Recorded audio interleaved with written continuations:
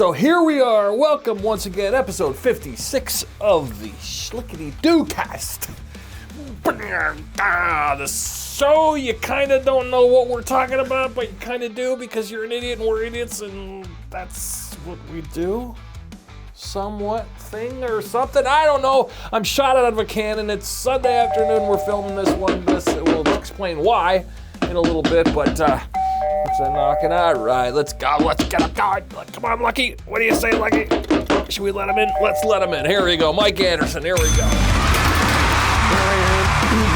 The reason for the season for it to be.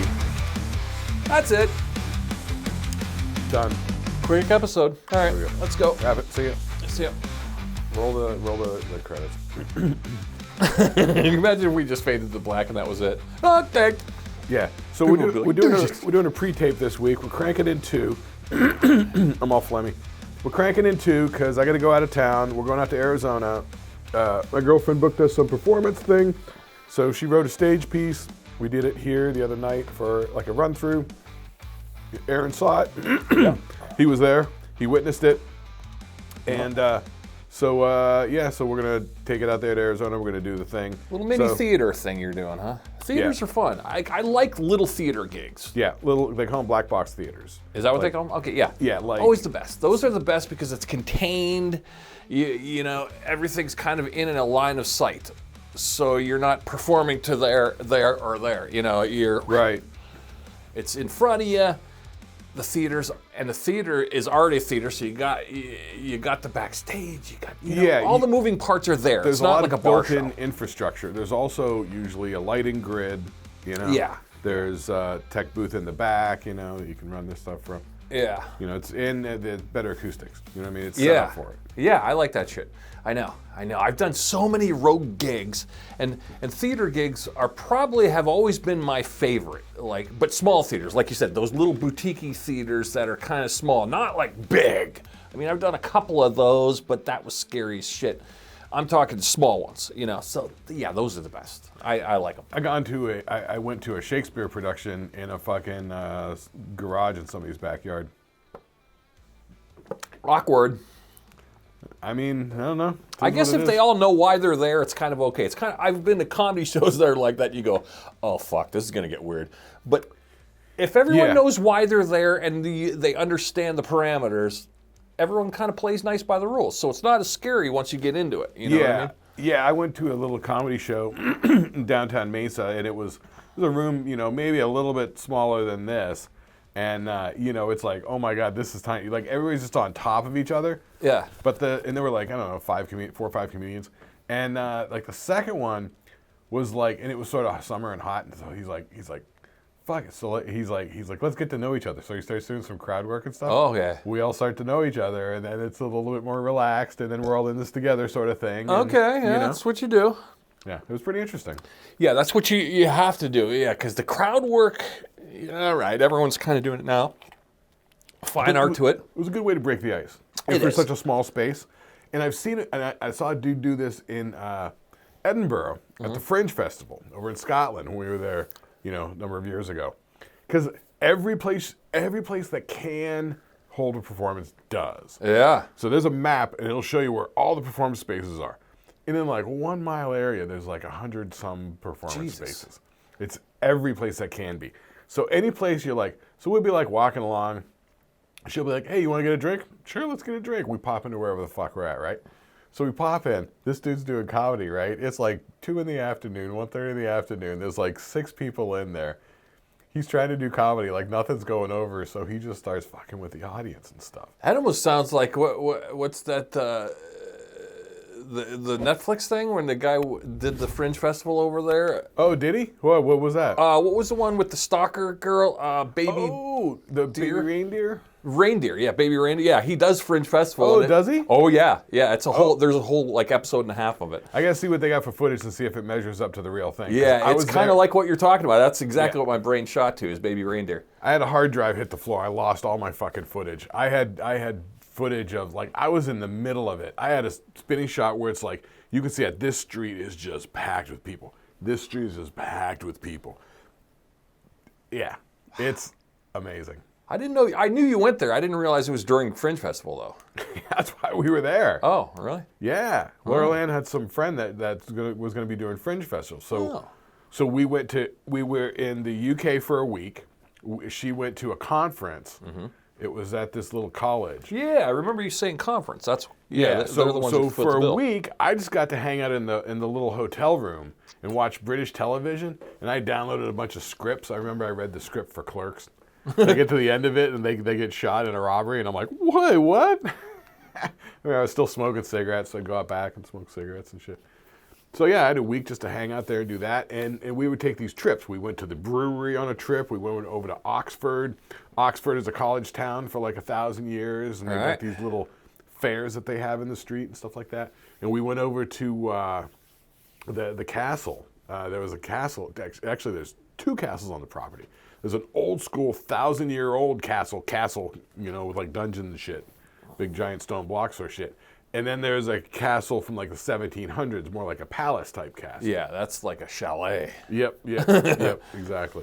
And so that was all super fascinating. Then we took a train, and on that train, remember I tell you about that game show play? Oh, yeah. I was writing the 3rd act of that game show play on that train. Wow.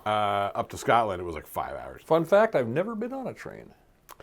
Well, I want to write on a train. That sounds like so fantastically. I had my iPad with me. Yeah, you're writing on a train. You're like being the writer on a train. It's like, oh my God, this is Shakespearean. Here we go. This is modern. Yeah. Or going up, we didn't have seats, and we had to stand the whole way, and it sucked. But coming back, we got seats, and I sat there and just wrote, Yeah. I got a seat with a table, and I had my iPad that was fully charged, and I was writing dialogue, just listening to voices in my head. Yeah, it was super fun. So then we go up to Edinburgh to Fringe Festival. Edinburgh there is a giant spit of rock that sticks out of the ground at this angle. Oh, I think I know. And it's a mile long. And at one end is the big church. And at the other end is the palace where the fucking King and Queen of England literally stay to this day when they come to visit. Wow. And so this whole mile-long rock going up like this is like the high street. And so it's got all these like 1,000-year-old 4- and 5-story buildings all along it. So that's the high street. So that's where all the restaurants are and these bars, because it's been a college town for over 1,000 years. Mm-hmm. And so that's up on the main mile. That's where all the action's at, right? But also down underneath it, around it, on the base, there's all these fucking bars and shit. And then you're like in the shadow of it. You're down underneath it. Like, wow. You totally get that old school vibe of. Would that be a place like, all right, I gotta live in the UK? You go to Edinburgh would be a good place to live, or do you think it's too expensive to live there?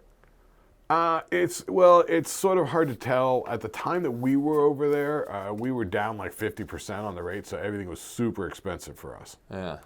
Kind of wonder if now, or would it be more now? But now, because they left the EU, now it's just the us straight up against the pound. Right. Which I don't think is that big of a difference. I think it's maybe 20 cents off. All right, not bad. Yeah, kind of like Canada. Bad. Yeah, because we were like 50 cents off at the time, so it was like punishing. I remember I bought 2 packs of cigarettes, and I recognized none of their brands of cigarettes. I had no idea what to buy, but they had even like have Marlboro if you wanted. They had some Marlboro Lights or mediums or something like that. So I'm like, give me 2 packs of those. It was like $30-some, $35. Probably import, considered an import, yeah. 100%. But I was like, fuck it. Yeah, like a Budweiser would be an import. Yeah, 100%. All that sort of shit, yeah. Wow. So it was, but it was interesting. But I could, because it was English, I could function, right? So like go to the grocery store was super fascinating. Because I'm like, because we're staying in like an Airbnb place, right? So we want to get some breakfast items.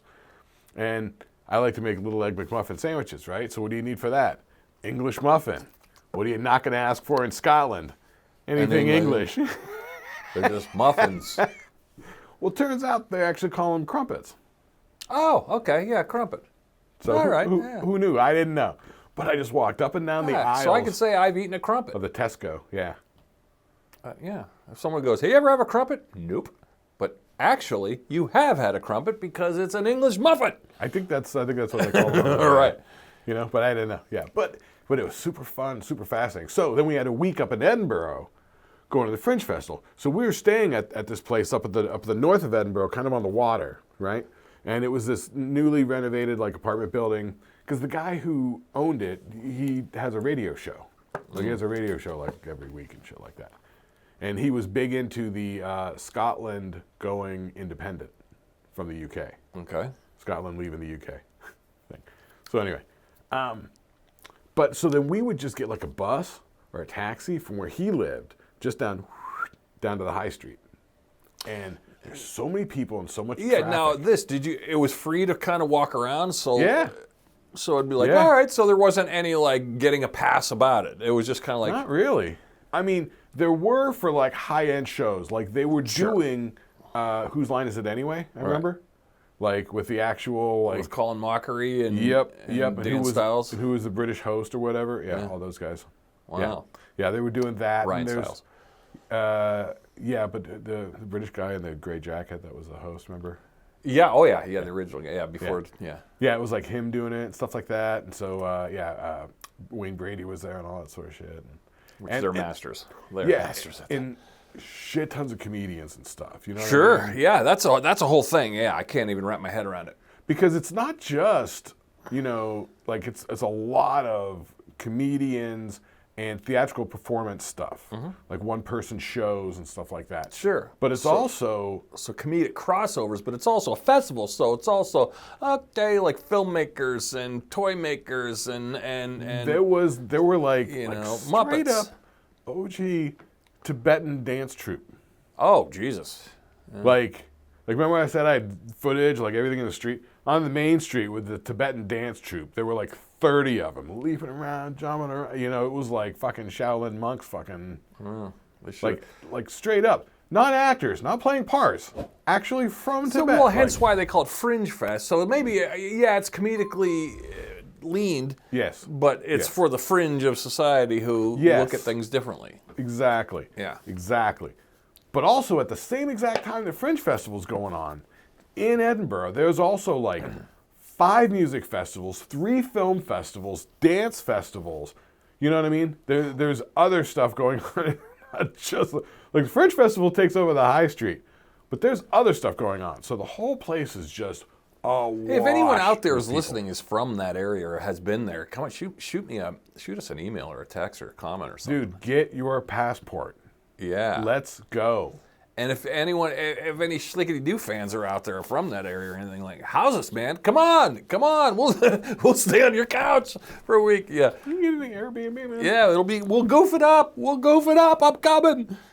Yeah, I always wonder if I would translate to English audiences as humorous, or would they just go, oh, he's just a wacky American, or my stand-up, I don't even want to call it stand-up because it's just an occurrence. My occurrence would... An occurrence. What's going on? Would translate as funny to a British audience. I've always been kind of curious because sometimes British humor sometimes goes over my head. It's a lot of it is. Yeah, you seem to get it. You always did. I kind of was like, I don't know if that's funny or not, and you're laughing. I'm like, huh? Well, I have I have a lot of that in my background. Yeah. I know you got the English and German, right, and whatever. Mm-hmm.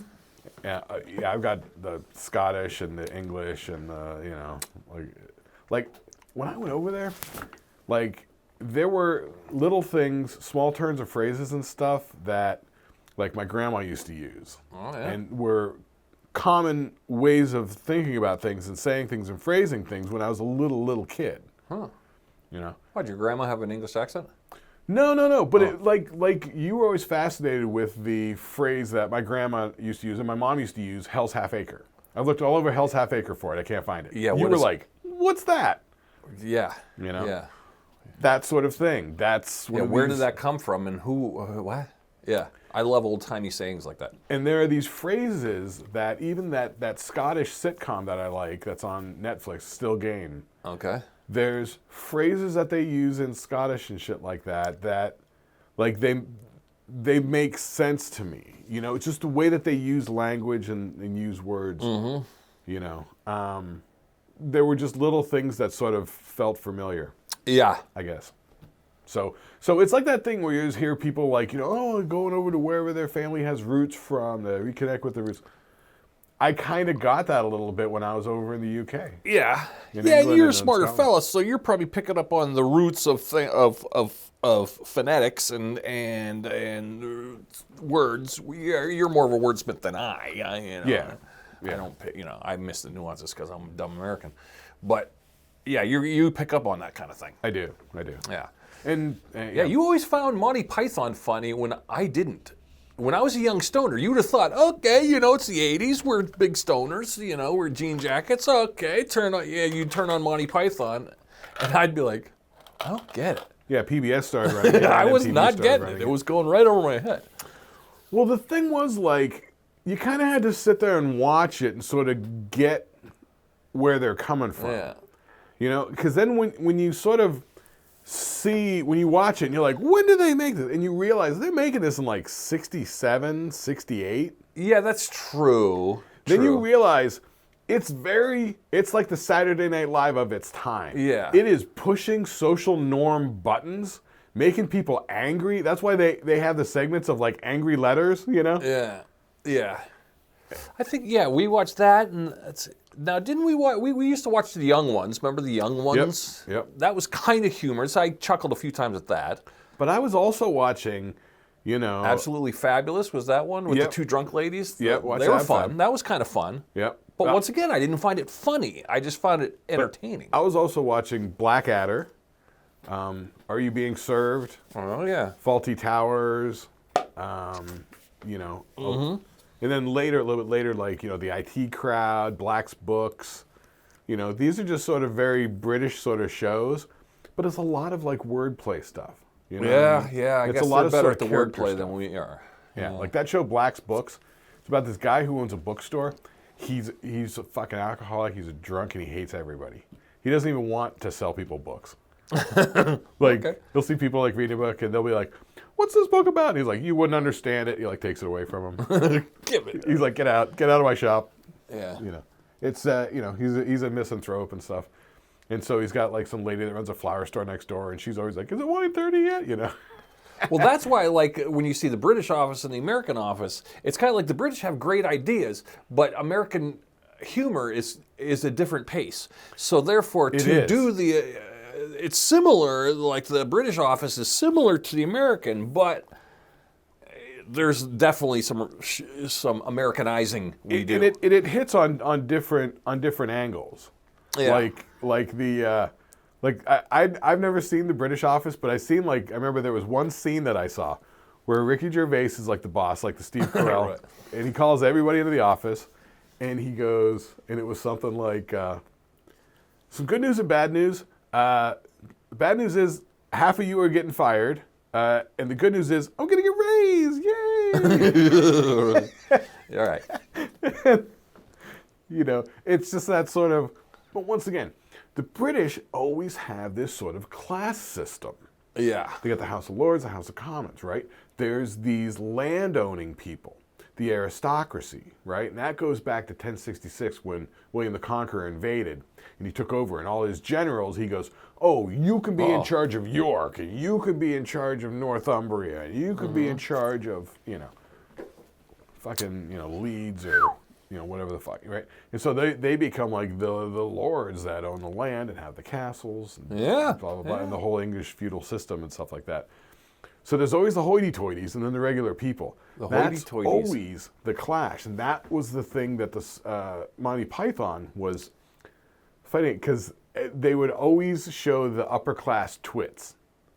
That they're always dressed in the suits with the bowler hats and the umbrella over the arm.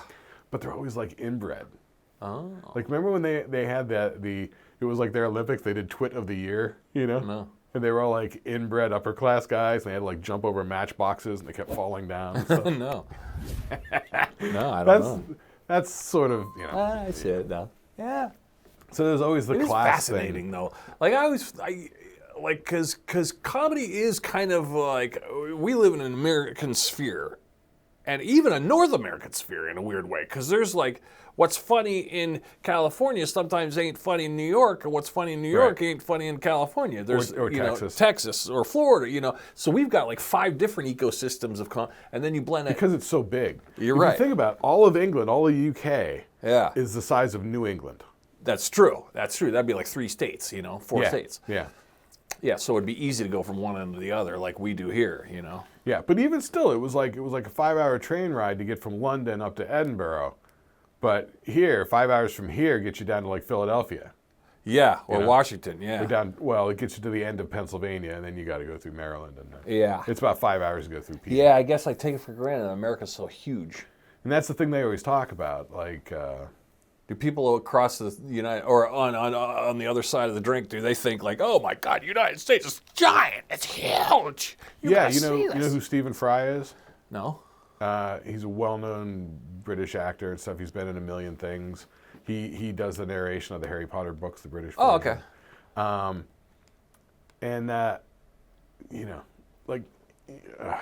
guy that does, Hugh Laurie? He was Dr. House. Oh, yeah, Hugh Laurie. Yeah, he was the doctor. Him and Stephen Fry were a comedy team, Fry and Laurie. Oh, I didn't know that. Yeah, they had a British TV show. They used to do sketch stuff.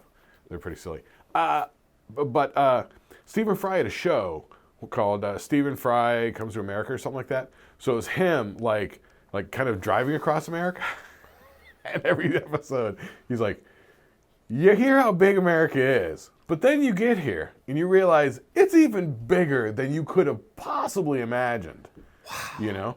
Yeah. Because he's blown away by the size of the states before he gets to the Mississippi River. Because after the Mississippi, the big states start. Yeah. Yeah, I guess it would be mind-blowing, because, we think, okay, we're going through the mountains of West Virginia. To us, it's, okay, it's pretty, we're moving on. To them, it's like, wow, or like Chicago, wow. Well, but even like you haven't really been out and seen like the Rocky Mountains. No, You're used to the Appalachians and shit. I've been to the Appalachians, yeah. Of course, yeah, they're all up in Yeah, but no, I have not seen the Rocky Mountains. Yeah, or I mean, not the Rocky, what you said. Yeah, the Rockies, yeah. The Rocky, you're right. Yeah, out in the West. Man, I tell you, the one day, because I drove through a couple of times, and there was one day I was coming out of Albuquerque in the daytime, and actually I could see what the hell was actually going on. I must have been like in the nighttime at some point, but I couldn't see. Man, Albuquerque's like up on this plateau so fucking high in this desert. And the other place that's the same height is so fucking far away. And in between, it's like way down here. So you come out of Albuquerque, and it's just, you're just coming down and down. I was like, vast. Holy shit. Vast, as far as the eye can see. Huge. Yeah, and you can see out there way farther than you can here. Because here we got hills and glaciation and trees, and but out there it's like, it's something. That's great. Yeah. I know. Yeah, United States is pretty cool. But yeah, it's very large, a lot of diversity, and but what's funny here isn't funny there. Yeah. So even Canada, like I always thought, like I don't even know. I mean, I guess most things would be silliness is silly in Canada. You can look at like accents. Huh?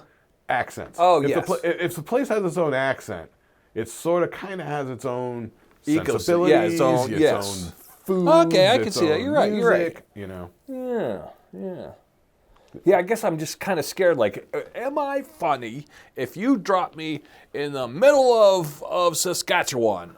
Yeah, I think I could pull off Saskatchewan. I don't know if I could pull off Edinburgh's Fringe Festival. Maybe I could. I don't know. Maybe. Oh, you totally could. You would take to it like a duck to water. Oh, man. I would. Yeah, they might like me, but my material might be like, here I go. Hey, how about those Pennsylvania state flags? I would suggest going as a fucking pedestrian and just experiencing it. Yeah. First. Yeah. Before you think about doing it. But Laurel Ann's like, we need to get into doing Fringe Festival. Yeah. Like with this sort of stuff, like with her, her thing that she writes or whatever. Sure. Anything like that, like just stitch together some sort of narrative. And I wonder if they grade you on the curve, if there's a grade on the curve, because I can tell you, I've met 1,001 musicians, not 1,001, that's a little extravagant, a lot of musicians who come to America and they go, and then they visit Erie and they're in the area. Oh, this is my buddy. He's in from England. He's in from Japan. He's in from Australia. And they're all like, follow him like he's the Maharishi, and it's like, he's no bigger than we are over there. So Right. why are you worse? Just because he has an accent doesn't mean he's that fucking great. You know. But would I be the guy with the accent there? That's what I'm kind of fascinated by. Like I would be the weird, funny import that they would go, "Wow, you got to see this Aaron guy. He is a trip." Can I tell you, I had the greatest time one night. So like I said, we were over there in England. We were there 2 weeks, right? First week we're at the conference, right? And we're down in, I forget the names of the places or whatever. And then the second week we were up in Edinburgh, right? So we're at the conference, right? At the end of the conference on Friday, everybody dresses up and there's like this formal dinner, right? Right. But there's fucking some free booze, right? Okay, so we get dressed up. We get, there's like a van, like shuttle, you know, taking, you know, everybody, because, you know, we're staying at this university, right? They take all of us over to this place called Wroxall Abbey. Old fucking church. It's got like a manor Sounds like a house. shitty show that our parents would watch. We got this manor house next to it. We go to the manor house. Of course. We're hanging there for a while. Then we go over to the actual abbey where they've got it set up inside, you know, the tables, right? Banquet tables, big round banquet tables. You know the banquet tables. Oh, yeah. And, you know, yeah. And so we're sitting at this table with these people, right? And they're bringing food and just drinks. And then there's like dancing going on. It turns into a fucking party, man. And it is a good fucking time. I'm sitting next to this lady from like Norway. And we're talking movies all night, and fucking, you know, pop culture shit, you know. It's pretty fascinating. Bottles are flowing, you know, like champagne and shit. And so here's where like where you were talking about like being like the life of the party of the American over there. So I'd go outside to smoke a cigarette. And I had the American spirits, right? Oh, they're probably like, whoa. Yeah. Whoa. So I'm out there smoking, and like I can speak the language and shit. Different than Brazil, because I can't speak anything in Brazil. Now I can, but you know, back then. So I'm smoking, and some girl comes out, and she's like, "Oh, hey, you got to smoke?" And I'm like, "Yeah." And she goes, "Oh my God, are you American?" And I'm like, "Yeah." And she's like, "What are you doing here?" And I'm like, "England's fascinating." She's like, "What?" You know, like they all hate it over there. They want to get out. Yeah. And so you're over there to visit because you find it fascinating. They're like, "What? There's nothing fascinating here." They're like, "Why are you even here? This place is so boring." Wow, to them it's a rainy mucky muck.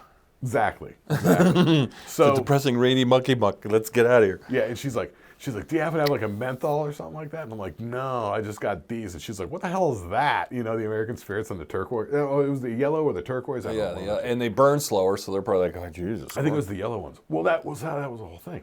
She's like, "What the hell's that?" And I'm like, "This is like straight up just tobacco, no preservatives, blah blah blah, whatever, right?" And she's like, "Whatever." You know, and I'm like, "All right," and you know, and they light it, and she's like, "That's not bad." She's like, "All right, thanks, mate." And I'm like, "All right, cool, later." You know, and then like an hour or so later, I'm fucking smoking again over there. She comes back, she's like, "There you are." She's like, "That cigarette was the best cigarette. Do you have more of those?" And I'm like, Wow. I'm like, yeah. And then she came around a third time with this fucking blonde friend of hers, and she's like, "Tell her about the cigarette." She doesn't believe me. She thinks it's everyone something thought weird. the American, the You know, it was the and funniest. something we take for granted. Oh, it's American. It was the funniest thing. I did like little gaggle of all these girls, and I was fucking drinking and hanging out with a Norwegian lady. That was a really good time. That was a fun party. I got caught into a small rabbit hole of there's a YouTube kid, and he took his camera and he followed his two friends, which were a couple, a guy and a girl, and he made a podcast about them discovering America for the first time. And they were just 20-something millennials. And they couldn't, like everything from drive-through windows were blowing them away. The girl was like, "Oh my, you could, what?" They couldn't even wrap their head around like drive-through liquor stores. and like just the rows, the streets upon streets of stores, and just the gluttonous bright lights of it all. Yeah, they were blown away. I've seen a couple things like that. There's a YouTube channel called Lost in the Pond. Yeah. And it's a British guy who married this girl from like Minnesota or Indiana or something like that over there. And so then they come over here. So he's been living over here for like 3 or 5 years, and he makes all these videos on YouTube. Yeah. So he makes videos like shit that I never saw before I lived in America that I can't live without now. Right. Yeah, weird stuff like that. But one that was fascinating was there's these two British guys. They have a YouTube channel. And I guess they do a lot of stuff. They're sort of wholesome and whatever. And they had a whole series where they're doing like foods right? Okay. So they go into a British school, and they're showing British school kids. One of the ones I saw was American Thanksgiving foods, right? Okay. So they're showing the kids like, the shrimp cocktail, and they're like, oh, look the shrimp. Yeah, And they're showing them the Thanksgiving turkey. would be mind-blowing to they're somebody. showing them the cranberry sauce. They're showing them the Stuffing. the stuffing, like everything, the pies, everything. Yeah. You know what I mean? So it's very hit or miss. There was another episode where they were showing them American fast food. There was another episode where they were showing them American like snacks. You know what I mean? Wow. Snack foods yeah. and shit. So I like that shit. it was super interesting. So then they had a couple episodes where those guys actually came to America. So they were going around to places. So I watched one episode. They went to Dollywood. Oh boy, that'd be a weird one. Yeah. And they were Okay. going to town on the fucking food and shit. Oh yeah, because that's the Southerners, our Appalachian Southern cousins like to eat. And they were There's some good eating. They there. went into it. They're like, this is sort of a joke or whatever. And then they're like, and then they see how big the fucking portion are. They're like, this is crazy. Yeah, getting mashed then they potatoes and start turkey eating. legs. So a turkey leg? What? No, but also they got some actual like really spiffy Yeah. fucking tasty, and they were like, this is so good. yeah. Like yeah. It's Yeah, very that's what interesting. oh And there was one where they were going to barbecue joints. yeah. They would go to like Texas barbecue, Kansas City barbecue, Chicago barbecue. Like they went all over. Yeah, these kids were saying like also they're blown away by how sweet the food is. There's so much sugar and sweet, and then everything's like supercharged with flavor. Even just the bread. Yeah, it's just like they're used to it being so way more bland. Yes. Yeah, and they're like, wow, everything's so, even like a pack of gum, like gum is more intense, like sugary, everything's sugar. Yeah. And just, wow.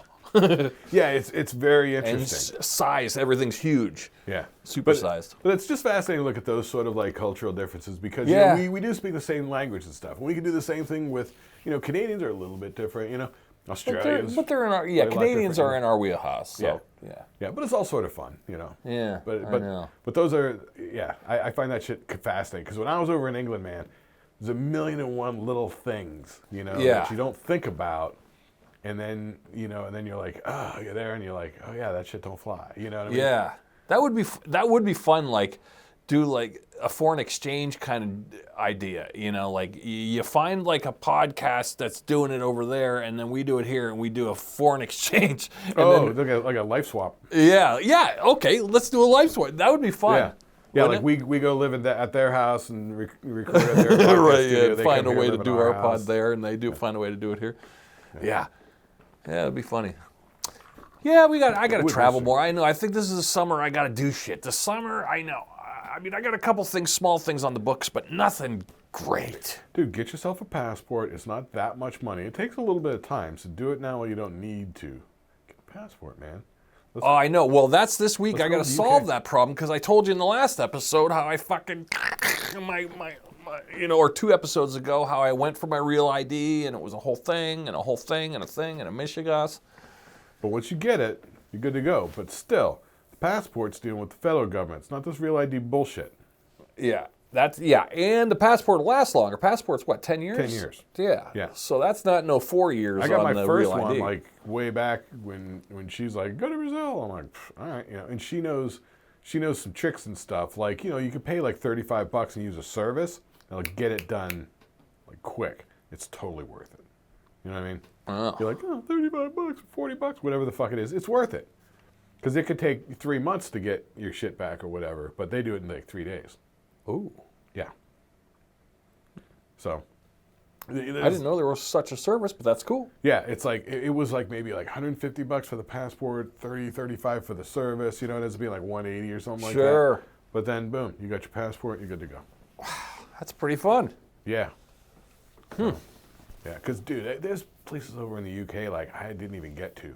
Over in the West, there's a place called Bliss Hill Victorian Village. Mm-hmm. It's a whole like craft area that they have where they've been making crafts for hundreds of years over there because there's a gorge, there's water coming down, and they get it with water wheels, and they've been harnessing the power of it. And so, they've been doing ceramics and potteries, all this shit in the area. And so right there, they have this Victorian village that they built. They shoot like TV shows and shit like that. Okay. So you can go there and be walking around. If you got a headache, you go to the chemist, and they'll crush up a powder for you and put it in a little Packhead, and yeah.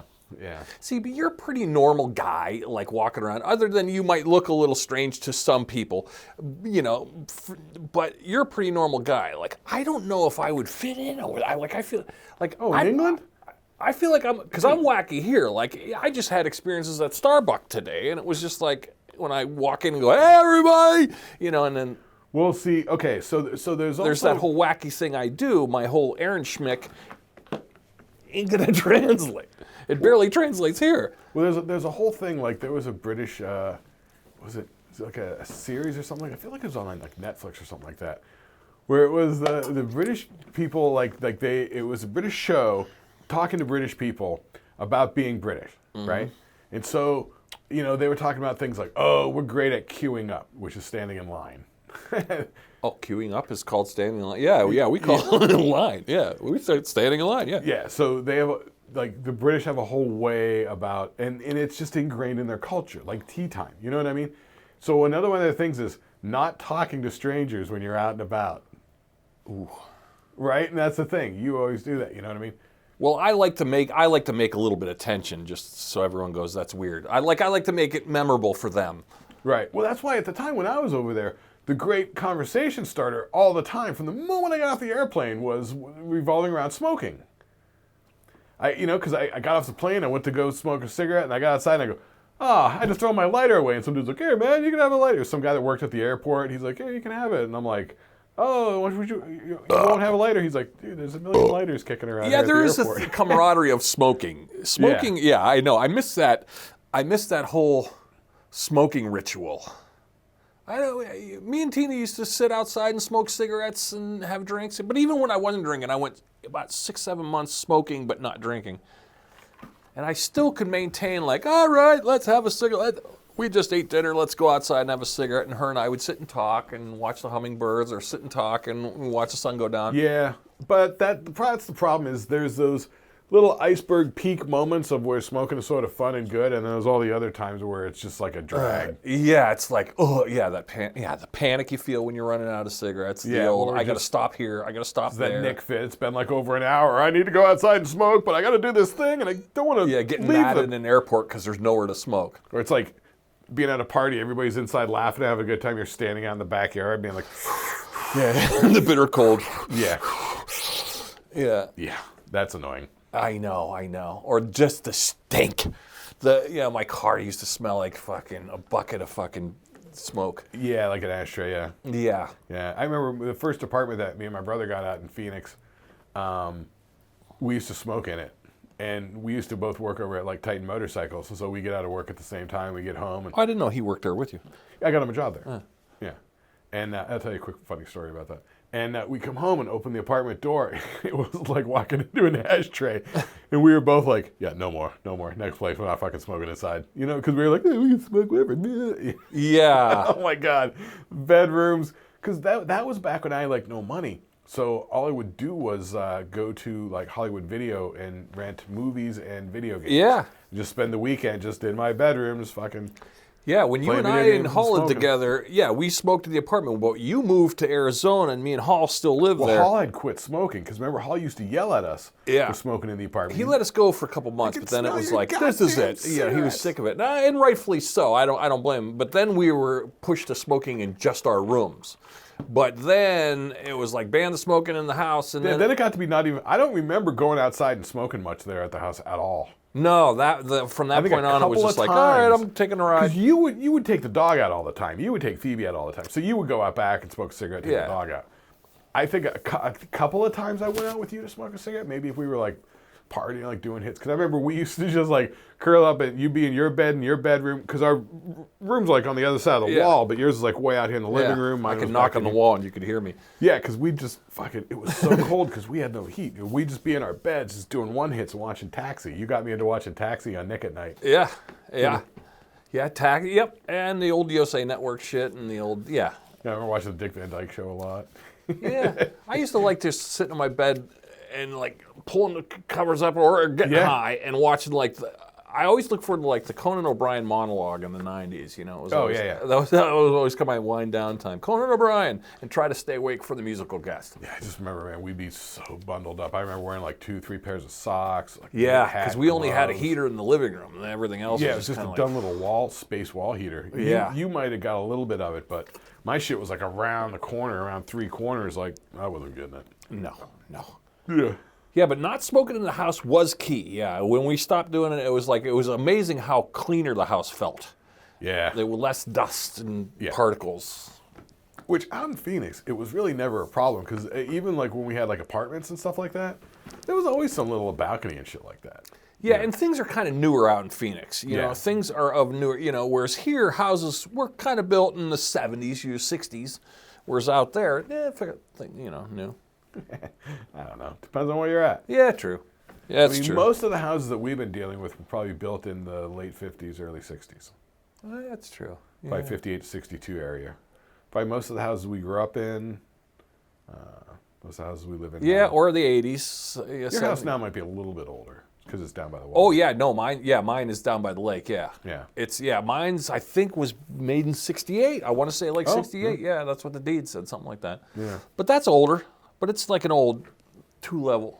But back then, that's when they put the bathrooms on the second floor. It's like, there's no bathroom on the first floor. What are we doing here? You know, like bathrooms weren't a thing or kitchens weren't a thing. So kitchens are like these little alcoves, and you go, Oh my God, yeah. I know. When we were looking at houses out there in Phoenix before we had to move to Mesa, so many of the houses I looked at were this 1970s floor plan, which I hated. Yeah. Which you walked in, and then there was like a sunken living room.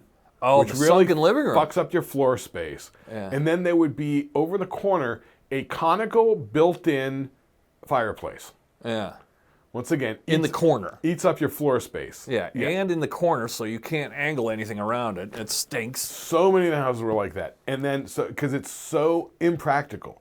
Because then, like, you know, you've got essentially, like, one wall is a sliding glass door.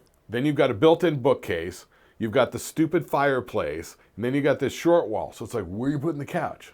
Yeah, And and it's where are all- you and putting the it's- fucking TV? And it's sunken in, right? Exactly. It was like, they all made me nuts. And then the kitchens were these, I think they called them galley kitchens. Yep. I think it was based upon a kitchen in a motorhome.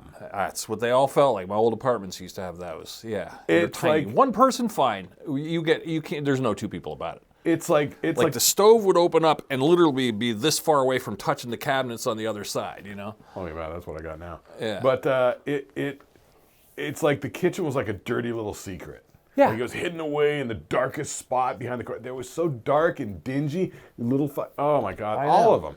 It was like, it's making me nuts. That's why when we saw the house that we bought in Mesa, it was like the kitchen in there was like great. I filmed so much shit in that kitchen. I like to. Yeah, my kitchen's half open plan, but you gotta have. That's the whole next house I get. It's gonna be all open because I think. When you have people over, the days of let's all just sit on the couch and talk and play Pictionary. No, every time I've had people over, we hang out in the kitchen. Yeah, I think the kitchen is more congregational, you know, it in is a weird way. It is, and honestly, people know that because if you look at like more modern house designs and shit like that I see in Phoenix, like the newer builds and stuff that are way the fuck on the outskirts of town, but they're very much smarter about it now.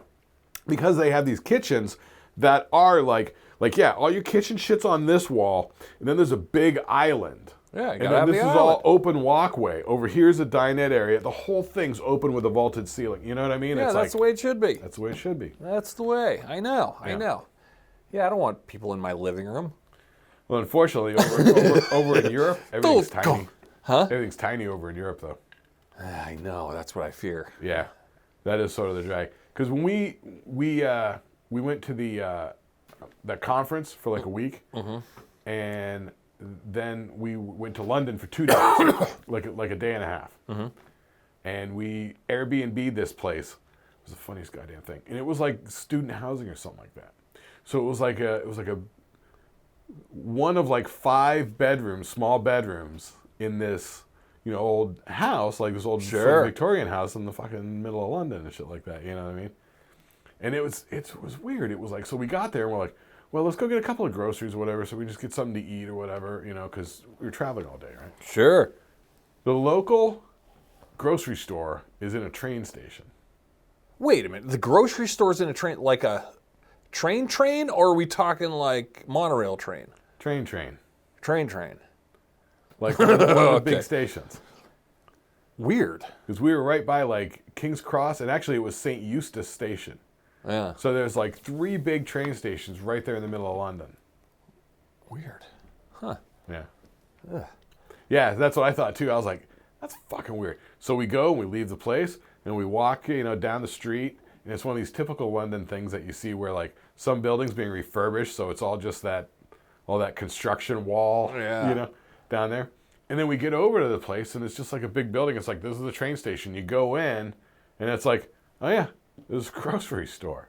It's sort of a small grocery store, but it's got all the basics. And, we were only looking for like, some breakfast fixings or whatever, Yeah, whereas here in America, grocery stores are a thing.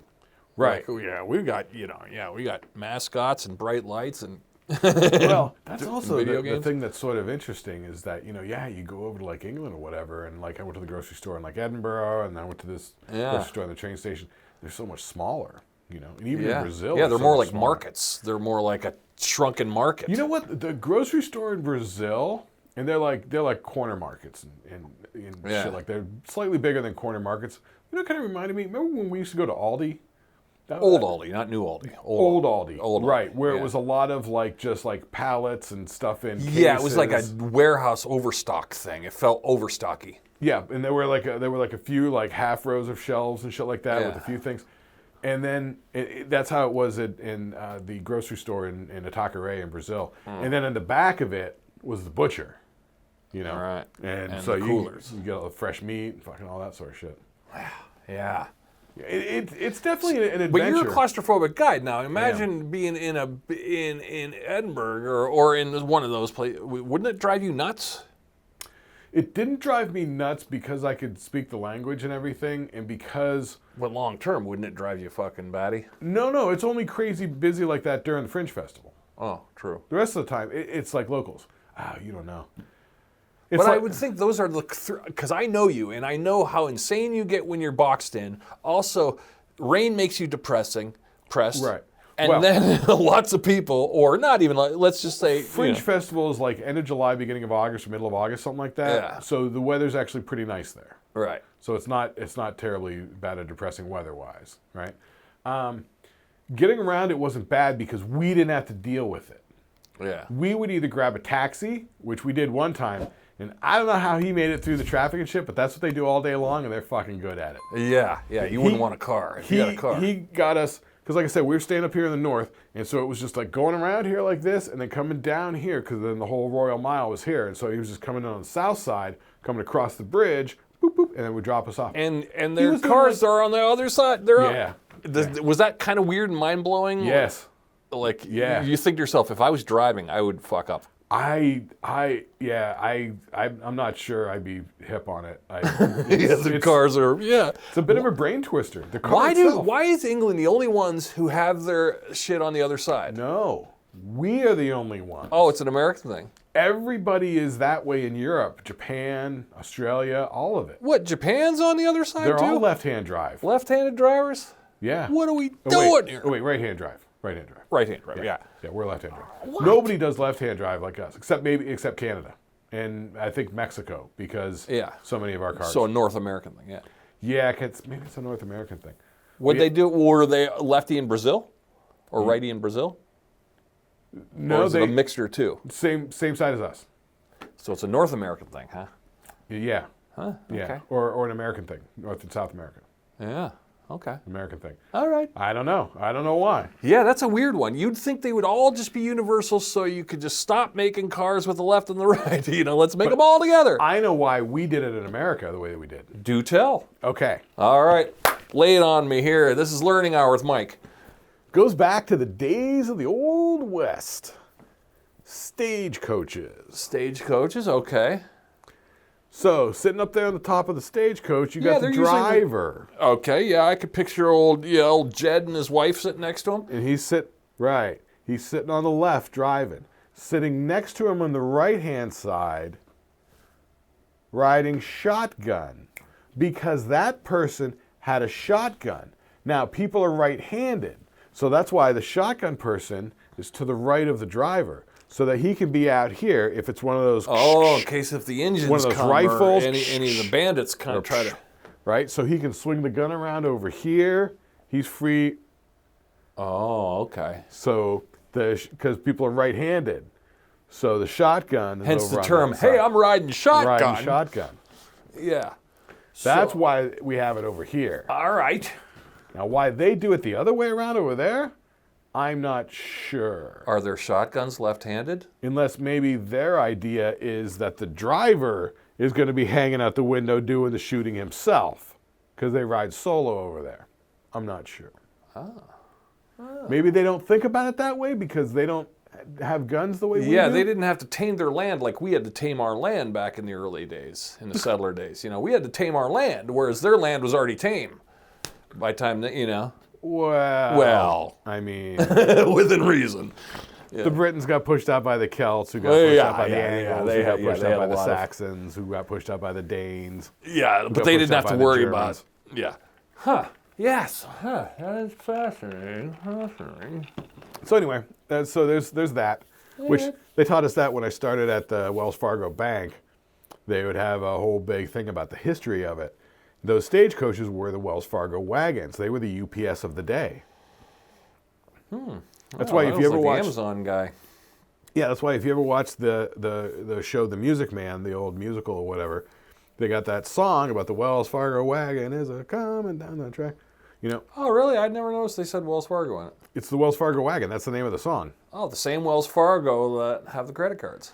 Right, because they started as a bank, like in Chicago, and so they owned the stagecoaches, and they had branches out in San Francisco. So the bank actually split early on.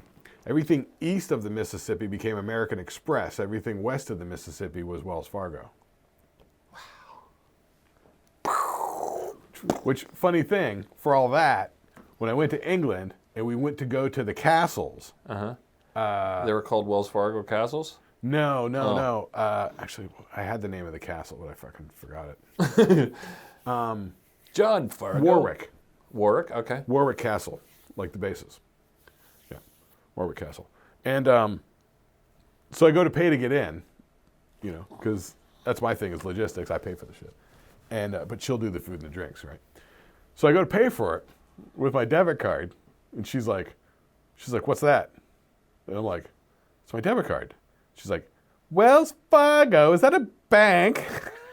And I'm like, "Yeah, it's a bank." They can't use the debit card. Why? Because at the time we only had the magnetic strips. They were on the chip. Because Europe was on the chips like 5 years before we were. We were still magnetic stripe. Oh, I see. North America was way slow to adopt the anti-theft properties of the chip rather than the magnetic stripe. Imagine that. So the only thing I could do was I had to put it on my credit card. Because I pulled up my credit card, which has like the Visa logo, and she's like, "That's the one." Bloop. I was like, "Great."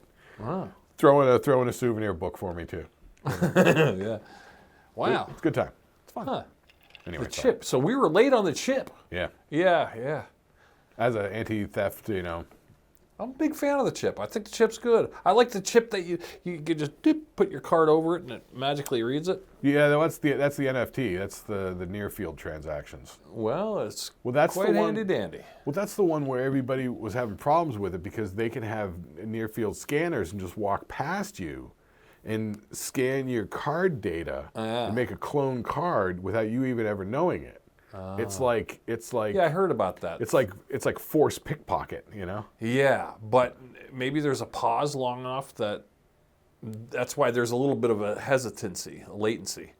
No, that's why people started making those RFID wallets. I know, yeah. The RFID is the radio frequency blocking interference device. It has like a metal steel thing on it. So it's basically a small metal mesh cage. It's called a Faraday cage because this guy Faraday, this British guy I believe, found out that if you have like a metal mesh cage, it sort of blocks electromagnetic interference, radio waves, a whole bunch of stuff. Yeah. You know? That's the move. Honestly, it wouldn't surprise me in the future if they started making RFID, like Faraday cages into buildings, like schools, banks and shit like that, to where, you know, they don't want all the kids in the schools on their cell phones and stuff like that. It would block all the cell phone or signals. like the cab of a car, you know, so keep you off your phone. Yeah. You know? Yeah, so it's like the only internet you're going to do is the institutional internet, right? So in school, you can't use your cell phone. It's like being on the airplane. Like you can't use the communications on your phone on the airplane. Yeah. You gotta buy their Wi-Fi or whatever it is, whatever the scam is. I know. You got to buy our airwaves. I know. At that point, it's like charging money for oxygen. Page 1 in my book. This is the book of fuck you. Yeah. This is screw you and your internet. Yeah, and you're not charging me by the minute either. Yeah, fuck it's that. like getting charged. I know. I like used to say, 900 phone you're numbers. charging me for water? Oh, you know, but I guess you charge me for the refinement thereof the water. You know, interestingly enough, so we're going to Arizona in a couple of days. Okay. This is the first time I have flown anywhere in several years. Yeah. I think like Yeah, I'm curious if they've relaxed the old, No. you know, take your shoes off and you know, stand over here, sir, and stand over there, ma'am.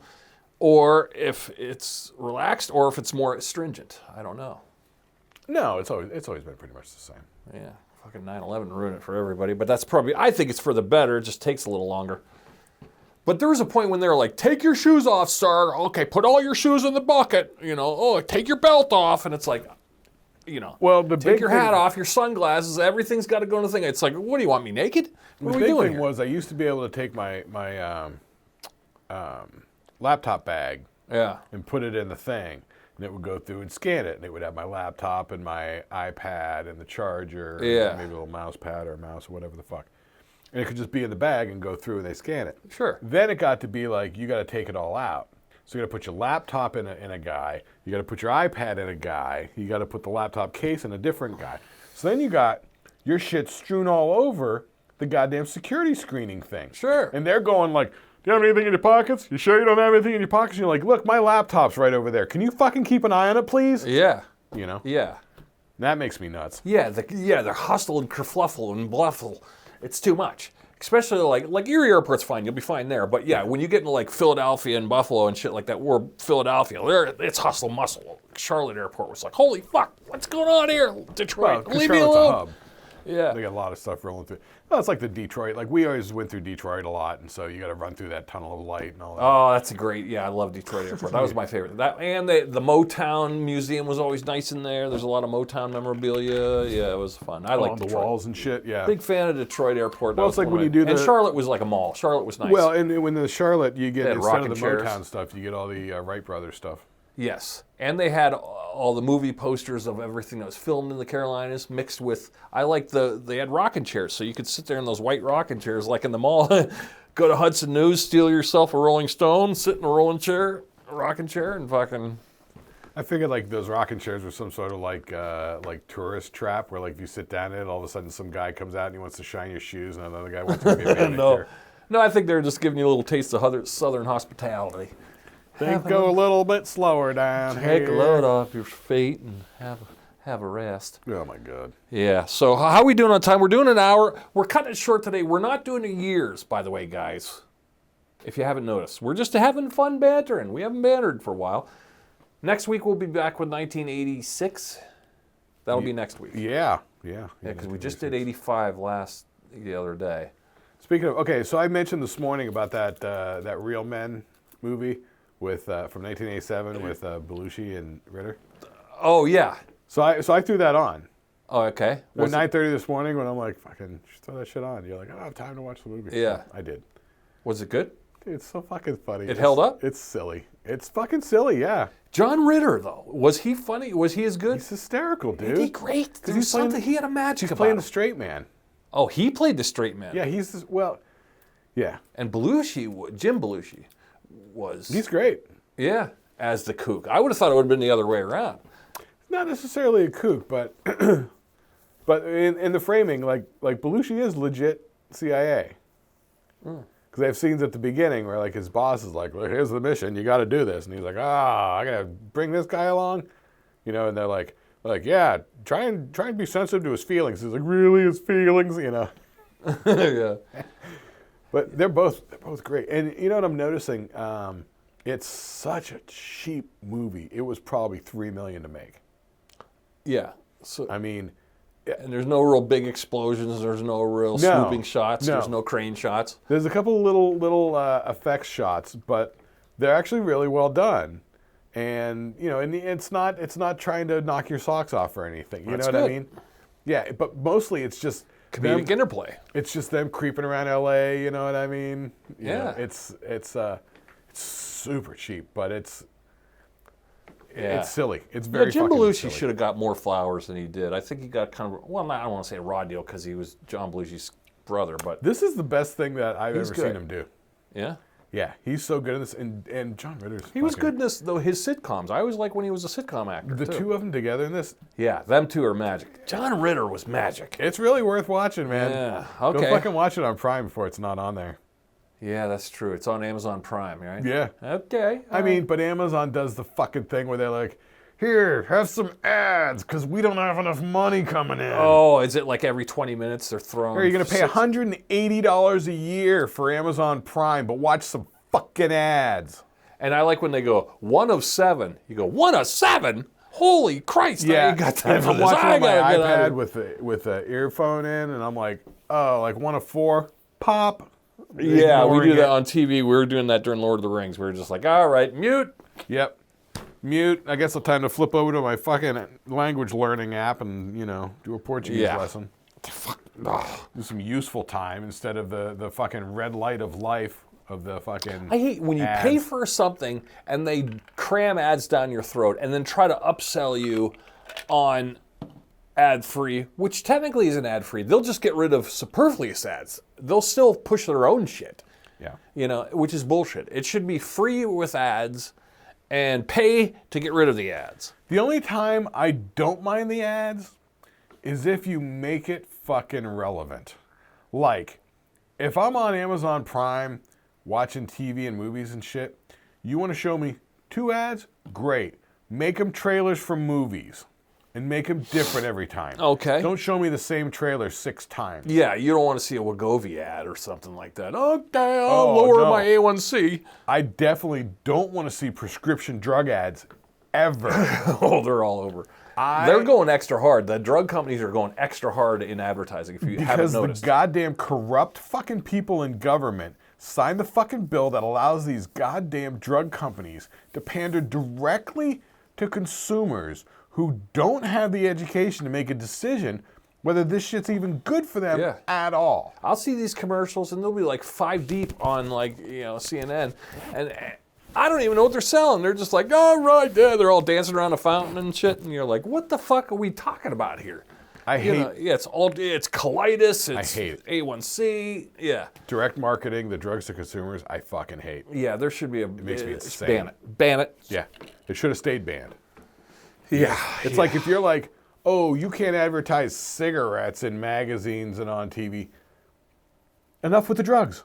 Yeah. Enough with the drugs. Because it used to be that if you walked into your doctor's office, you said, hey, I need to get some of that Wegovy. The doctor would be like, you might have a drug problem Yeah. walking in here requesting drugs. If you went in there asking for drugs, they would for sure not give you drugs. Yeah, because they would go, how do you know the name of that? Right. Unless you're on the drug. Unless you got a problem with the drugs. All right. Whereas now it's like, oh, everyone's got a minor in fucking drugs because we've used seen to be- 1,000 commercials. When I was out in Arizona, I was working in a fucking, sort of in the medical industry, you know, with repair and sales and shit. And I would hear that the doctors spent like over half their day just meeting with fucking drug company reps.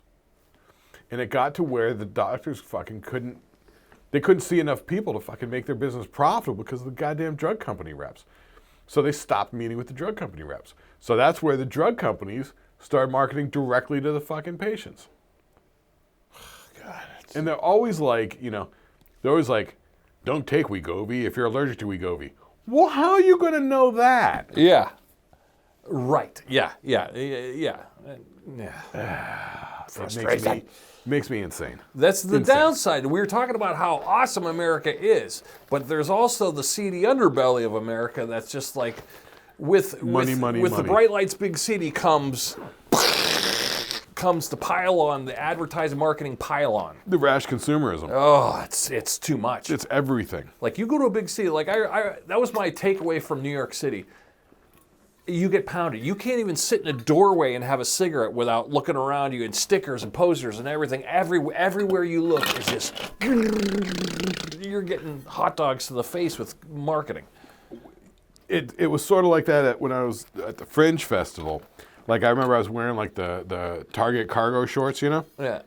The side cargo short pockets would be stuffed, both stuffed. With handbills? With handbills. Ugh. Just walking around, people just stick them in your hand, I'd come up at the end of the night, just big chunks out of each fucking pocket. It's impressive, man.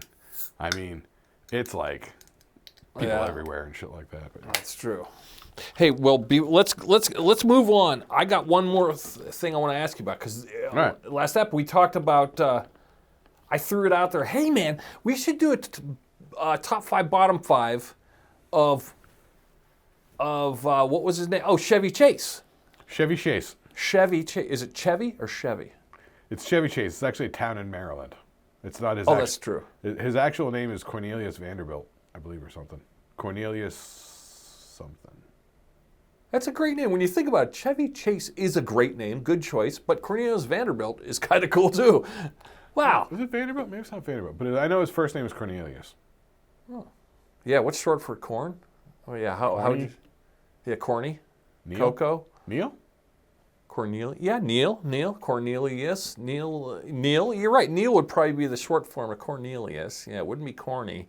Wouldn't be corn. It wouldn't be cocoa. Yeah, Neil. It'd be Neil. Coco. Hey, Coco. Yeah, so Chevy Chase, we're like, okay, he's done a shit ton of movies. We know him. We love him. Sometimes we hate him. We know he's a jackass in person. Maybe he was fun. I don't know. That's half the shtick of some of these older 80s icons. Well, that was the thing. Sometimes they're fun. Like Bill Murray. Is he funny? I don't know. Once again, he was funny. Like, okay, you see him in Stripes and he's doing his schmick, but is that funny or is that not funny? I don't. What I'm finding is that he was funny at a time. From 78 to 82, he was funny. Yeah. 82, 83, 84, it was sort of kind of wearing. Yeah. And then after that point, I don't think it has aged at all. No. And then you shoot ahead. Now, like if we're talking Bill Murray, you go, okay. Lately, it's just like, it just seems kind of weirdly inappropriate. It just sounds like weird uncle things. It is like, I remember when Bill Murray first came out, and you're talking like Meatballs, even Caddyshack, this sort of stuff. Stripes was like 82. That was a little bit later.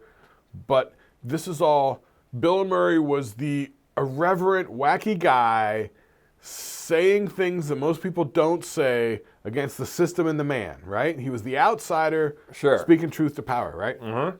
And then you get to like Ghostbusters. Yeah.